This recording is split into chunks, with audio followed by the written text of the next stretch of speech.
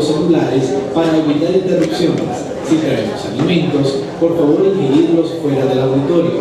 En caso de sismos, las luces de emergencia se iluminarán. Tenemos dos salidas de emergencia, una en la parte contigua al Museo PAC y la otra saliendo por la puerta principal del auditorio y bajando las escaleras al lado del ascensor. Nuevamente, muchas gracias por su presencia y recordemos que juntos hacemos cultura. Buenas noches, sean bienvenidos al Centro Cultural Laboratorio Cuadra de Isomer. Mi nombre es Denis Rizo, coordinador de Relaciones Públicas de Isomer, y la noche de hoy voy a servirles como su maestro de ceremonias.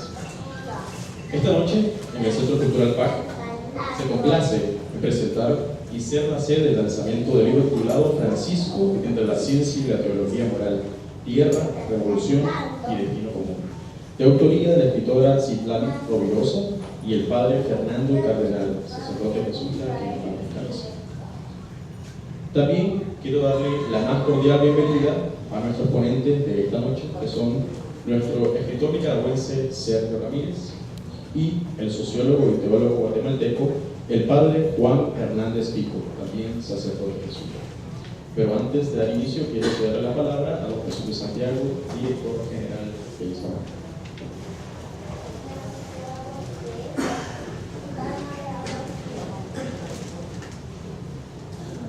Estimado padre Juan Hernández Pico, el doctor Sergio Ramírez Mercado, estimada doctora Citlali Rovirosa, ausente por fuerza mayor,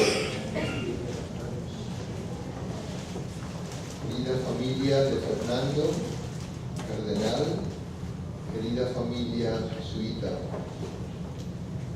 Hay personas en la vida que se olvidan fácilmente, pero también hay personas que calan profundamente y se mantienen en la memoria por alguna razón significativa.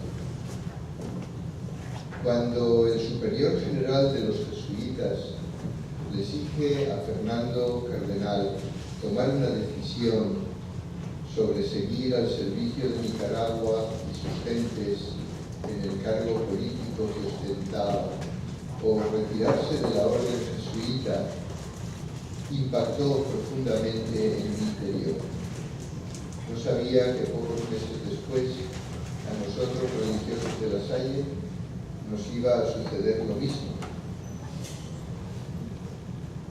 No fue para mí tan importante renunciar a la congregación religiosa,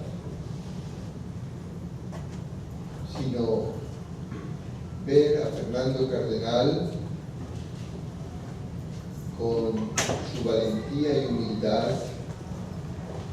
que demostró años después, cuando fue obligado a iniciar su noviciado, que es el primer paso para ser religioso, aun habiendo sido sacerdote durante muchos años. Realmente Fernando fue un sacerdote absolutamente entregado a la alfabetización de los pobres y a la educación de los niños de este país, con una convicción profundamente religiosa, profundamente espiritual. Pero no quiero hablar yo. Quiero que hable Fernando Cardenal de cómo fue el proyecto en esta noche de este libro, en que es un homenaje a él y a su pensamiento. Hace ya 2 años, el 3 de septiembre del 2014, Fernando me escribe, me dice: muy estimado Jesús, aprovecho la oportunidad para saludarte cordialmente. Siempre recuerdo agradecido tu oferta de organizar un concierto a beneficio de Fe y Alegría con ocasión del aniversario en noviembre de mi primo Pablo Antonio Cuadra. Muchas gracias. Te envío copia de una carta de la doctora Rovirosa al director de la editorial Orbis Book de Nueva York. Es mexicana, pero vive en Londres. Ella se ha preparado durante varios meses para hacerme a mí una entrevista muy importante. Solo las preguntas que me envió ocupan 22 páginas, todos sobre temas controvertidos actualmente, como verás en su carta. Todo esto en el contexto de la próxima reunión de Roma, octubre de 2014, con los representantes obispos católicos de todas las partes del mundo. El tema será la familia. Allí discutirán todos esos temas con la doctora Rovirosa, como señala la doctora Rovirosa en su carta, como comprenderás, sobre el aborto terapéutico, uso de los preservativos, ordenación sacerdotal de las mujeres, tratamiento a los homosexuales, etc. Van a crear un gran debate. Yo ninguno de estos temas los abordo al peso de la lengua. Estoy documentado con grandes moralistas y teólogos católicos. Te envío por attach la sinopsis elaborada con esta ocasión por la doctora Rovirosa. Lee la carta de ella y estudia si es posible publicar las entrevistas en Hispamer. Con un fuerte abrazo cariñoso, Fernando Cardenal, S.J. Pero todavía es más significativo el email que me envía el 24 de octubre del 2015, porque pienso que de alguna manera el padre Fernando Cardenal sentía en su interior su partida al encuentro con Dios. Me dice: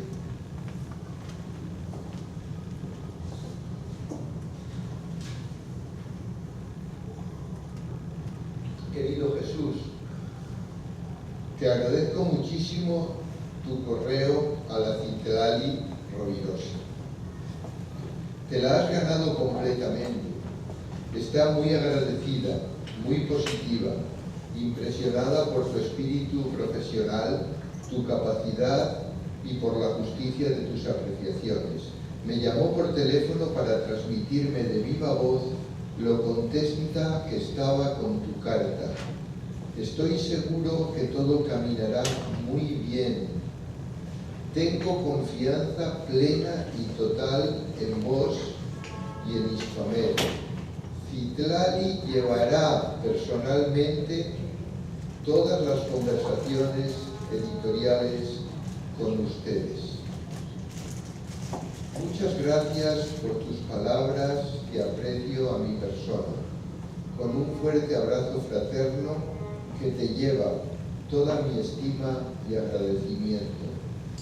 Fernando Cardenal. Y la última carta,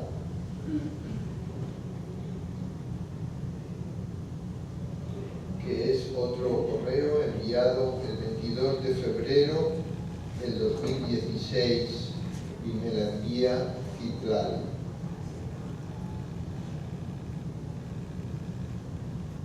Hubo muchos emails previos entre Fernando, Citlali y su servidor para la culminación del libro, pero solo leo el último de Citlali. Ella me dice: estimado Jesús, la noticia de la partida de nuestro adorado Fernando me ha dejado devastada. Se fue no solo un gran amigo, sino un maestro, un padre. Te confieso que con los partes médicos que iba recibiendo, en varias ocasiones me ilusioné con que una vez más Fernando superaría la crisis y se recuperaría. Ahora se nos ha ido para siempre y solo nos resta orar por él y seguir su ejemplo en todo y cada una de nuestras vidas. A pesar de toda la angustia que siento, con todo el enorme vacío que Fernando me ha dejado, me veo obligada a seguir hasta ver este libro publicado, para lo cual ciertamente tu lindo homenaje me inspira y me da fuerza. Fernando, hemos cumplido.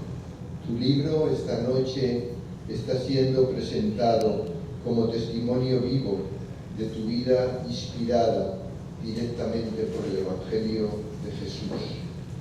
Queridas amigas y amigos, solo puedo decir 3 palabras más.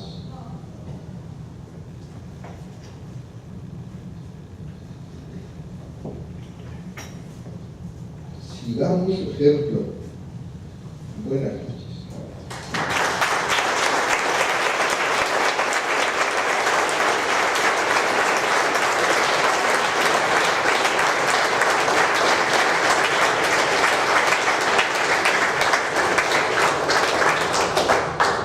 Jesús por estas palabras. Ahora, para dar inicio, lo dejamos con don Sergio Ramírez y el padre Juan Hernández Vigo.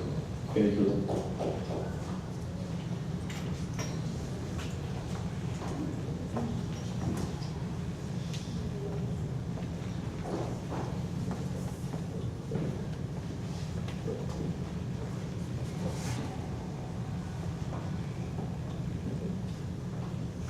Querido padre Pequito, queridos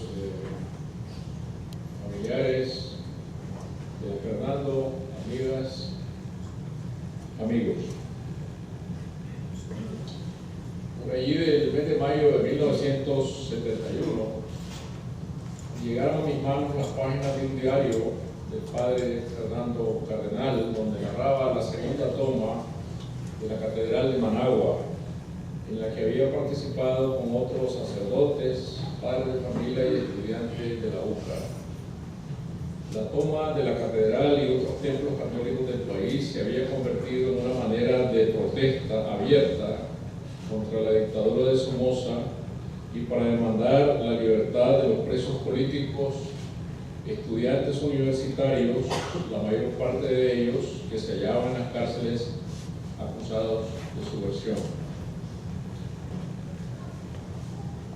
Resultado paradójico, la familia Somoza había apoyado con entusiasmo la fundación de la UCA, confiado en que la tradicional cordura de los padres jesuitas crearía en el país un remanso académico diferente en todo a la de la revoltosa Universidad Nacional Autónoma que tenía su sede en León, y resultó todo lo contrario, porque la UCA no tardó en emparejar a la UNAM como territorio de rebeldía. Y entre los jesuitas, profesores de la UCA, como el propio Fernando, había aprendido ya la llama del cristianismo comprometido que llegaría a ser fatal para la suerte de la dictadura. Eran tiempos en que la lucha contra la familia dinástica que se había apoderado de Nicaragua desde más de 3 décadas atrás tomaba nuevos caminos, osados y novedosos, y los jóvenes, muchos de ellos de las clases privilegiadas del país, entraban de lleno en esa lucha bajo un signo también novedoso, que era el del compromiso cristiano con los pobres, alentados por una nueva generación de laicos, sacerdotes y religiosos, que tomaban muy en serio la nueva doctrina de la Iglesia, establecida por la segunda conferencia del Episcopado Latinoamericano, CELAM, que se celebró en Medellín en 1968, al impulso de los vientos renovadores que venían soplando desde el papado de Juan XXIII. Yo tenía entonces el cargo de secretario general del Consejo Superior Universitario Centroamericano con sede en Costa Rica, y editábamos allá un periódico mensual que se llamaba La Jornada. Allí publicamos aquel diario que Fernando había llevado durante los días que pasó encerrado en la catedral, en solidaridad con sus alumnos de la universidad, ya desde entonces patente en él el compromiso que lo llevaría a ser uno de los protagonistas más singulares del proceso que desembocó con el derrocamiento de la dictadura en 1979 y el que siguió tras el triunfo de la revolución. A partir de esas páginas de su diario empecé a conocer a Fernando, y pasaría tiempo, el terremoto que destruyó Managua de por medio, antes de que nos viéramos las caras por primera vez.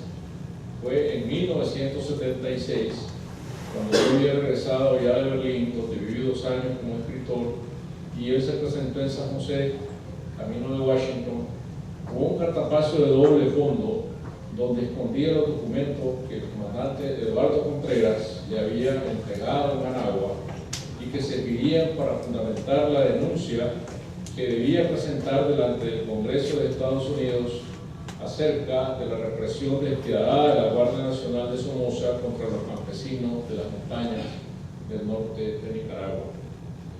Esa denuncia, que con parecidos elementos de información, no había podido hacerla Pedro Joaquín Chamorro, porque mediante las ardillas de un proceso judicial, Somoza le impidió salir del país.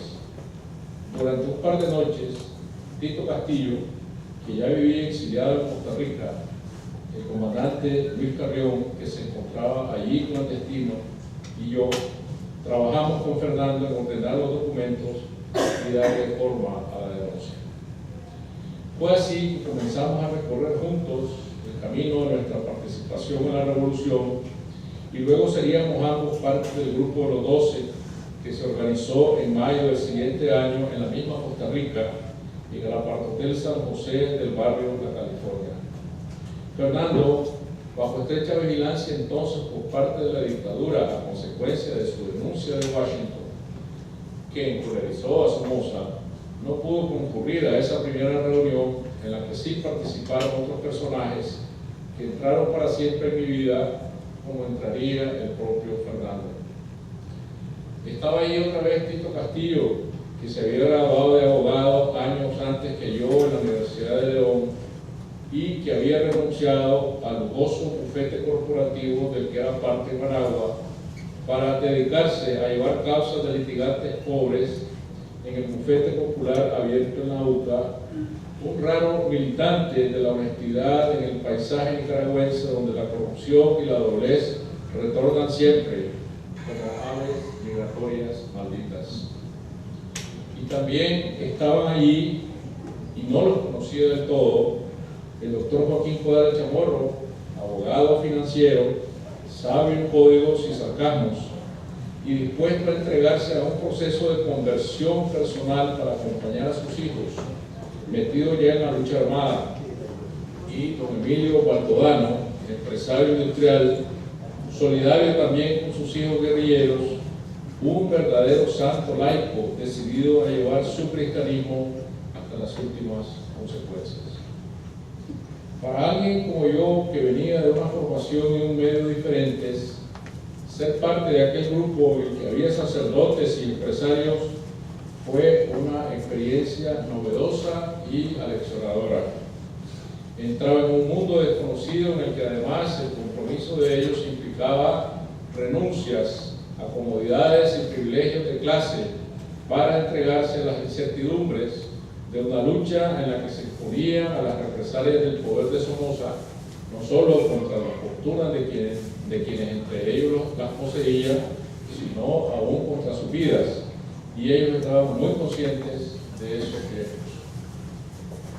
Eso fue lo mejor que aprendí de ellos, que se podía compartir un espacio de principios y de sinceridad de propósitos en la lucha por un cambio a fondo en Nicaragua, más allá de las ideologías.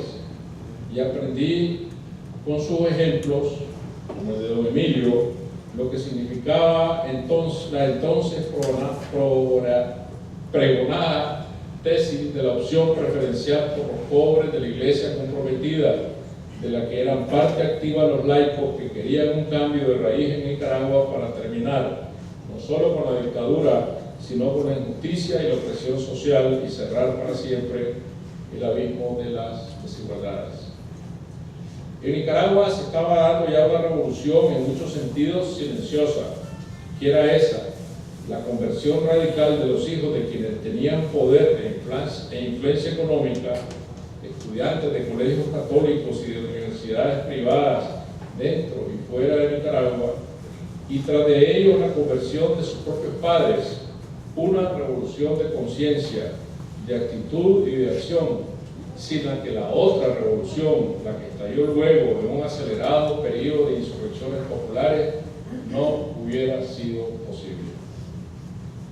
Fue un fenómeno singular, del que no encuentro otros ejemplos en América Latina, y estos jóvenes que primero se bajaron de sus camas para dormir en el duro suelo, y dar así testimonio de su compromiso con los más pobres, se fueron muchos de ellos luego a vivir a las barriadas en comunión con aquellos de quienes querían la liberación, y por último tomaron el fusil al lado de los humildes para hacer posible el cambio de poder. Fernando había hecho su opción desde muchos años antes, desde sus tiempos en que terminaba de hacerse jesuita en Colombia, y se trató de una conversión en los hechos más que en las propuestas teóricas, ante la visión de las injusticias y las amarguras de la pobreza en los cinturones de miseria de Medellín, un cristianismo más que de catecismo, de vivencias personales. Una renuncia tras otra en su vida al mundo y sus atractivos, al amor de las mujeres, a formar una familia, renuncias asumidas con la sinceridad, la entrega y el candor que harían posibles sus otros compromisos del futuro, porque la vida de Fernando no puede verse sino desde la integridad de sus sentimientos y sus convicciones, y de sus acciones como consecuencia de esos sentimientos y convicciones, que forman todos un denso tejido ético en unidad indisoluble. Un solo Fernando, como lo conocí siempre, implacable a la hora de reclamar cuentas de la congruencia que debe haber entre las palabras y los hechos, desde una posición de desapego por todo cebo mundano que ponga en riesgo la esencia de su cristianismo verdadero, vanidad o riqueza, soberbia o hipocresía, congruencia que se hallaba en la esencia de su compromiso. Nada más duro pudo haber para él que el alejamiento forzado de la comunidad jesuita que tuvo que sufrir, consecuencia del compromiso con los pobres que su fe misma le dictaba, porque su identidad estuvo siempre en la vida religiosa, fuera de la cual no podía reconocerse a sí mismo. Y al regresar a esa comunidad, cuando por fin fueron levantadas las sanciones en su contra, recuperó su estado de gracia. No creo que hubiera existido otra persona mejor a quien confiarle la tarea de dirigir la Cruzada Nacional de Alfabetización, que se inició casi inmediatamente después del triunfo revolucionario. La historia de la Cruzada fue la gran obra de la Revolución, pero al mismo tiempo la gran obra personal de Fernando. Y tuvo un equipo excelente alrededor suyo para realizar una obra de amor para la que se había preparado toda su vida. Fe, convicción, compromiso, solidaridad, entrega, son términos que no se resuelven sin ese otro concepto que en él lo dominaba a todos, que es el del amor. Y fue bajo esa premisa del amor, vivido desde la identidad de sacerdote y de hombre de su tiempo, que Fernando ejerció una influencia ejemplar sobre sucesivas generaciones de jóvenes nicaragüenses, contribuyendo a fijar el sentido ético y hondamente humanista de aquella forja de conciencias juveniles hasta la lucha armada, que fue obra también de jóvenes que renunciaban a todo, aún a la vida. Y de allí hasta la Cruzada, cuando los alfabetizadores se fueron a enseñar a leer y a escribir a los más recónditos lugares de Nicaragua, también como un acto de amor que no es otra cosa que la entrega a los demás. Y nadie mejor que Fernando para enseñar esa lección de entrega total a los demás, porque su vida misma fue desde el principio una vida para el amor, como lo siguió demostrando luego a la cabeza del Ministerio de Educación y más tarde a la cabeza de la red de colegios Fe y Alegría, empeñado siempre en devolver la dignidad a los más pobres, y qué otra mejor manera que a través de una educación de calidad. Fernando fue fiel a lo que San Pablo escribe en su carta a los Gálatas. Solamente nos pidieron que nos acordásemos de los pobres, lo cual también procuré con empeño hacer. Un empeño que a Fernando le tomó toda la vida.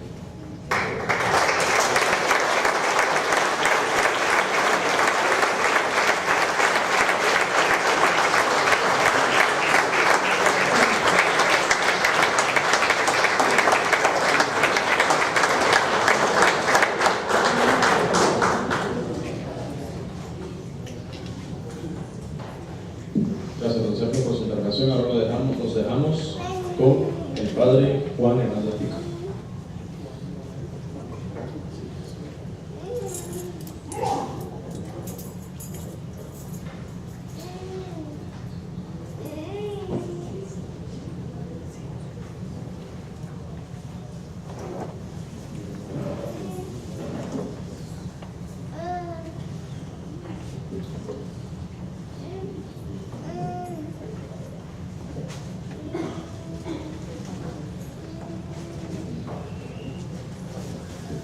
Disculpen, este micrófono hacía sombras sobre el papel, entonces no sabía yo cómo arreglar eso. Entonces a mí me toca presentar este libro, ¿verdad? Este libro que es un gran homenaje a Fernando y a su pensamiento profundo, cristiano y revolucionario realmente, desde todos los aspectos. Y el título es Francisco, porque después de que Citlali comenzó con esta idea y Fernando se entusiasmó con ella, irrumpió en la escena mundial, no solamente eclesial, ¿verdad?, el Papa Francisco. Y dice entre la ciencia y la teología moral. ¿Por qué? Porque fundamentalmente esta irrupción ha significado por primera vez en la historia de los documentos eclesiásticos una manera de hablar de Jesucristo, de los valores humanos y cristianos, tomando en cuenta a la ciencia, en la encíclica Laudato Si. Como muy bien han, como siempre, ¿verdad?, creado para la radio los hermanos López Vigil, María, que está entre nosotros, y José Ignacio, en sus programas sobre Laudato Si. Y la teología moral, porque hay muchos puntos que tocan realmente a inquietudes de la gente, ¿verdad? Y entonces, pues, esos puntos Fernando los aborda con valentía, desde su conciencia. Y el libro tiene 3 partes. Yo me voy a centrar mucho más en las 2 primeras, que son las 16 conversaciones entre Citlali y Fernando. ¿Por qué Citlali? Citlali participó en la cruzada de alfabetización.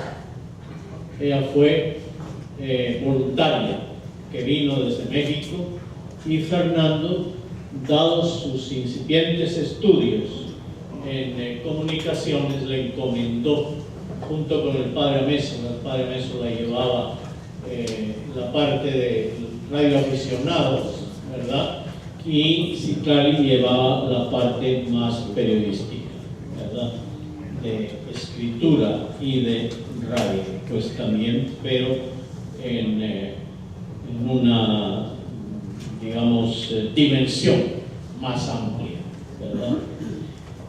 Y ella después se ha formado en ciencia política y en filosofía, y es doctora que trabaja en la Universidad de York, en Inglaterra. Les pido un momentito de silencio por ella. ¿Por qué? Porque su madre, me escribió hoy mismo, está muy grave. Y por eso tal vez podemos pensar en ella y acompañarla.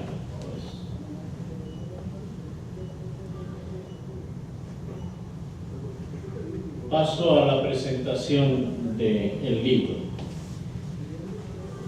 Sergio ha hecho un trabajo precioso y profundo sobre la personalidad de Fernando y su inserción en Nicaragua, desde su fe y desde su compromiso con los pobres. Yo me voy a limitar más al libro, pero claro que hay algunas cosas pues personales aquí también, interpersonales, ¿verdad? Fernando Cardenal y yo mantuvimos una amistad que fue haciéndose muy íntima y profunda con el correr de los años. Lo había conocido en 1963, cuando César Jerez y yo terminamos la etapa de formación como maestros en el Colegio Javier de Panamá, y antes de ir a estudiar teología en Frankfurt, pasamos unos días juntos en Guatemala, donde él me regaló su familia, él, César, ¿verdad? Y antes de ir a estudiar teología en Frankfurt, Fernando, que era maestro allí, en el Liceo Javier de Guatemala, nos dio un largo paseo por la capital. Y a mí me asombró la manera enormemente entusiasta como, mientras conducía el automóvil, nos habló de la educación y de la receptividad de sus alumnos. Aquel enorme entusiasmo fue también la nota principal de otro encuentro 5 años después, en 1968, el año de la gran revolución cultural en México, cuando también César Jerez y yo nos encontramos con Fernando, recién ordenado él sacerdote. Esta vez era la comunicación del fruto de sus primeros trabajos sacerdotales con jóvenes universitarios. Las conversaciones de Fernando con Citlali están llenas de este mismo entusiasmo, además de una profunda investigación y racionalidad. Y no pocas veces estalla también este entusiasmo al responder a preguntas e inquietudes sobre la juventud. En la 12ª conversación habla Fernando de un encuentro con jóvenes en Granada, ciudad del sur de España, Granada del Cocibote, y recuerda que les dijo: mi esperanza es que los jóvenes vuelvan a las calles a hacer historia. Fue grande su sorpresa y su alegría cuando, al volver a Managua, se encontró sobre la avenida Jean-Paul Gene una gran manta colgada de lado a lado con el mismo letrero: mi esperanza es que los jóvenes vuelvan a las calles a hacer historia, pero firmado Fernando Cardenal. Es fácil comprender esa alegría cuando sabemos que brotaba de un corazón como el de Fernando, que cercano a su muerte podía decir a su entrevistadora, hablando sobre si el sufrimiento extremo puede ser razón para pensar en la eutanasia, y sí, el sufrimiento puede ser llevado con gran humanidad. Te lo dice con sencillez una persona que ha sufrido dolores permanentes de cabeza la mayor parte de su vida. Sufriendo así, Fernando nunca dejó de vivir con una alegría entusiasta, como si tuviera las mismas energías de su juventud. Los temas con los que se atreve Fernando en estas 16 conversaciones son muy numerosos y nada fáciles. De acuerdo al título del libro en que han sido recogidas estas conversaciones, Francisco, empiezan tratando el tema del Papa y los 2 sínodos sobre la familia, el extraordinario en 2014 y el ordinario en 2015. Sigue el pontificado mismo de Francisco. No voy a leer el resto de los temas porque van a ir saliendo en el trabajo que he preparado. Y no quiero cansarlos a ustedes, pues tampoco. El libro realmente está escrito en 3 partes. La primera y la segunda, después de una pequeña introducción, son las 16 conversaciones entre Citlali Rovirosa Madrazo y Fernando Cardenal. Y luego viene una tercera parte en que Citlali trata de reflexionar políticamente y también epistemológicamente sobre lo que significa esas conversaciones, el acontecimiento Francisco, la encíclica Laudato Si, etc. No cabe la menor duda de que Fernando se enfrentó en estas conversaciones con una multitud de temas que a cualquiera le habría inquietado. Soy testigo de que los estudió con una gran responsabilidad. No pretendió nunca sorprender, por decirlo así, con un jorrón que se saltara las vallas por el centro del estadio. Sabía que los temas eran peliagudos y sabía que su nombre iba a atraer a muchos lectores y lectoras. En no pocas ocasiones dialogamos juntos sobre no pocas de sus respuestas. Quería él dejar constancia en su tratamiento de varias convicciones suyas muy enraizadas. Y voy a hablar de 5 o 6 sobre ellas, creo que son 5. La primera y la más importante de todas, la prioridad en su corazón de su amor a Jesucristo y de la centralidad del Evangelio de Jesús de Nazaret en todas las decisiones de su vida. La segunda, su amor por la Iglesia y su lealtad hacia ella, a pesar de su clara conciencia de las muchas veces que esta Iglesia había fallado históricamente en el seguimiento de Jesucristo. La tercera, la fe en la juventud como fuerza para mejorar el mundo y en la educación de la juventud como instrumento eficaz para movilizar esa fuerza. La cuarta, ya en la madurez de sus 35 años, el compromiso total con los pobres y con la lucha por su liberación y por la justicia, sellado ante ellos, como ya dijo Sergio, con juramento en un barrio marginado de Medellín al final de su último año de formación espiritual. La quinta, la concreción de ese juramento en su participación en la lucha revolucionaria para derrocar la dictadura somocista,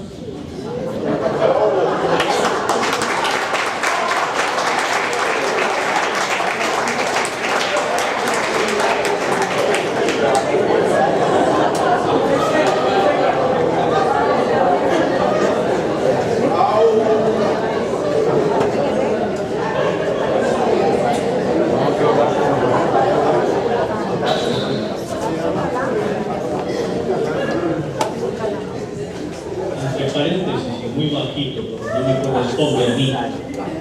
No creo que haya dictaduras sandinistas, sino danielistas.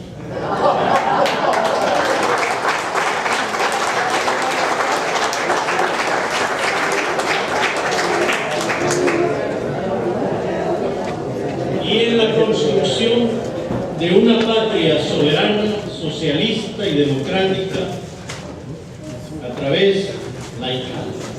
Aquí no se habla de cristianos, porque esos otros apelativos eran suficientes para decir humano, profundamente humano.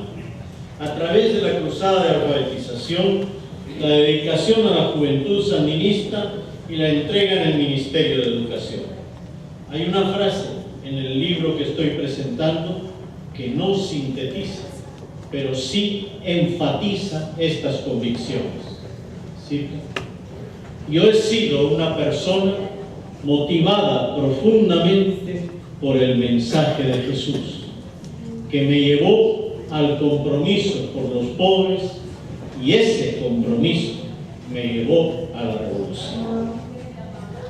Naturalmente, en el tratamiento de todos estos temas hay varios que destacan especialmente. Tal vez el más importante es uno de los más conocidos en su vida. Me refiero a la objeción de conciencia, ya hizo referencia a Sergio también, frente al mandato del Papa Juan Pablo II de dejar su afiliación al Frente Sandinista y su trabajo en el Ministerio de Educación. Fernando sabía muy bien que en el canon del derecho canónico de la Iglesia, 287, parágrafo 2, se daba la posibilidad de una excepción cuando, cito, lo exijan la defensa de los derechos de la Iglesia o la promoción del bien común. Para la prohibición, una excepción, para la prohibición de que los clérigos participen en actividades partidarias o sindicales. Pero sabía también que Juan Pablo II no iba a permitir esa excepción, porque veía a la revolución sandinista como equivalente a los regímenes políticos dependientes de la Unión Soviética, incluido el de su propia patria, Polonia, y pensaba que la Iglesia en Nicaragua debía luchar contra el sandinismo y no colaborar con él. Fernando, en cambio, estaba convencido de que con la revolución sandinista se estaba dando una situación histórica novedosamente original por la participación de los cristianos en ella y la libertad religiosa consagrada en las leyes. Para Fernando, mantenerse sirviendo a la revolución siendo sacerdote y sirviendo al frente de la educación del país era el camino más eficaz para cumplir con su juramento en aquella hora histórica. Pedirle que abandonara su servicio a la revolución era como, cito, tocar mis dos grandes absolutos, que no negocio con nadie, Dios y los pobres. Fernando estaba además convencido de que los obispos en Medellín se habían hecho eco de una tradición vigente desde Pío XI sobre el valor cristiano de la participación en la acción política como un deber cristiano y una de las formas más nobles y eficaces del amor. Está en el documento sobre justicia de los documentos de Medellín, el número 16. Precisamente por su servicio al bien común, como lo que dice el canon, para la excepción.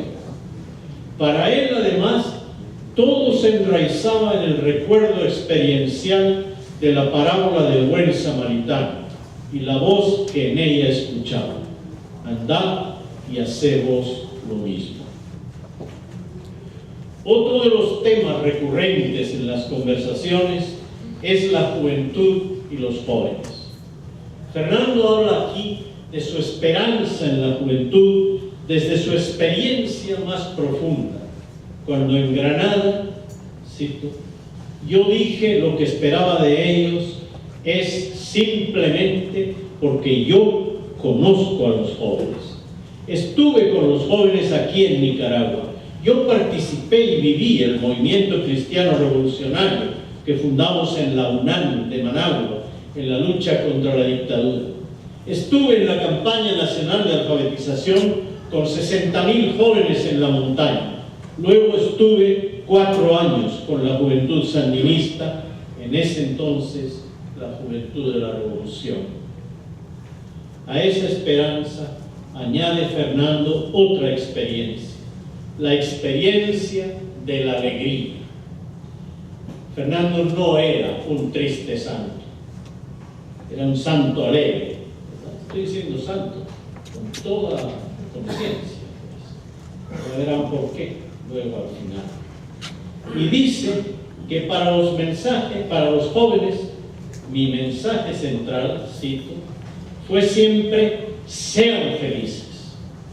Fundamentaba esta felicidad en 3 fuentes. Primero, Aristóteles, que decía que la finalidad de la ética era la felicidad y que los sabios son felices porque aman. Segundo, en Jesús, que nos enseñó que había más felicidad en dar que en recibir. Lo que yo sigo haciendo ahora, dice Fernando, es buscar una manera de unir el espíritu de entrega el espíritu de servicio con la alegría. Por eso, en tercer lugar, se refiere a Rabindranath Tagore y su pequeño poema. Dormía y soñaba que la vida era alegría. Desperté y vi que la vida era servicio. Serví y vi que el servicio era la alegría. Fernando añade: los jóvenes tienen toda la fuerza y la capacidad para hacer cosas maravillosas en su país, en su comunidad, en el mundo. Esto sucede cuando se dan dos condiciones. Primero, tener una meta grandiosa, una importante y grandiosa meta para el país, por difícil que parezca alcanzarla.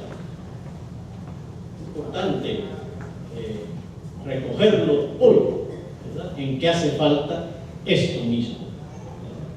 Y segundo, continúa Fernando, que quienes están llamando a estos jóvenes para cumplir con dicha meta o movilizarse por dicha causa tengan verdadera autoridad moral. Eso creía Fernando que sucedió en Nicaragua con la Cruzada Nacional de Alfabetización. Es notable que a Fernando, al final de su vida, la carta encíclica del Papa Francisco Laudato Si sobre el cuidado de la casa común le pareció que contiene, y cito, una nueva gran causa: proteger paralelamente a la naturaleza y a los pobres. Una causa grandiosa, una empresa y una doctrina para el bien común, y viene precisamente de una de las pocas personas en el mundo que hoy tienen esa gran autoridad moral. Incluso soñó, junto con su entrevistadora Citlali Rovirosa Madrazo, en convocar, cito, a los jóvenes para impulsar una coalición educativa inspirada en la Laudato Si, una campaña mundial de educación ecológica. No estaba loco, estaba diciendo algo muy profundo. Contaba para ello con la permanencia del grito